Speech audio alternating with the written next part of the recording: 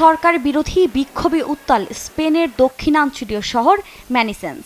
বন্যায় ক্ষয়ক্ষতি নিয়ন্ত্রণে ব্যর্থতার দায়ে সরকারের পদত্যাগের দাবিতে শনিবার রাস্তায় নামেন বিক্ষুব্ধরা। তাদের দাবি, সরকার চাইলেই সময় উপযোগী পদক্ষেপ নিয়ে এই বন্যার ক্ষয়ক্ষতির পরিমাণ কমিয়ে আনতে পারতেন। এমন কঠিন সময়ে সরকার নির্বাক ছিল বলেও অভিযোগ তাদের।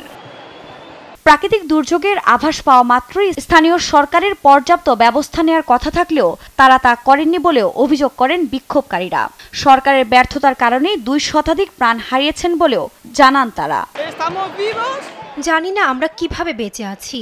এই দায়িত্বহীনতার জবাব চাই আমি। চোখে ঘুম নেই, আমি খুবই ক্লান্ত ও চিন্তিত। তবুও আমি উত্তরের দাবিতে এখানে এসেছি, কারণ বিষয়টি স্বাভাবিক নয়।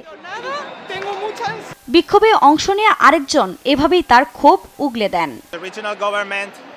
বন্যার আগে সরকার কোনো পদক্ষেপ নেয়নি, এমনকি সঠিক সময়ে কেন্দ্রীয় সরকারের সহায়তা আনতেও ব্যর্থ হয়েছেন তারা।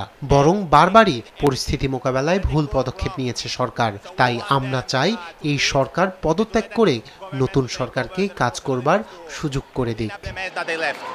এদিকে বিক্ষোভের এক পর্যায়ে আইন শৃঙ্খলা বাহিনীর ওপর চড়াও হয় সাধারণ জনতা। এতে ধাওয়া পাল্টা ধাওয়ায় রণক্ষেত্রে পরিণত হয় স্পেনের দক্ষিণাঞ্চলীয় শহর ভ্যালেন্সিয়া। পরে পরিস্থিতি নিয়ন্ত্রণে নিতে পুলিশও লাঠিচার্জ করে বিক্ষোভকারীদের ওপর।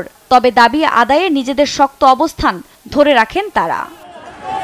অক্টোবরের ভয়াবহ বন্যায় স্পেনের দক্ষিণাঞ্চলে প্রায় শতাধিক পৌরসভার মানুষ ক্ষতিগ্রস্ত হয়। এতে বন্যার পানি নেমে গেলেও স্বাভাবিক জীবনে ফিরে যেতে পারছেন না তারা। নিউজ ডেস্ক, দেশ টিভি।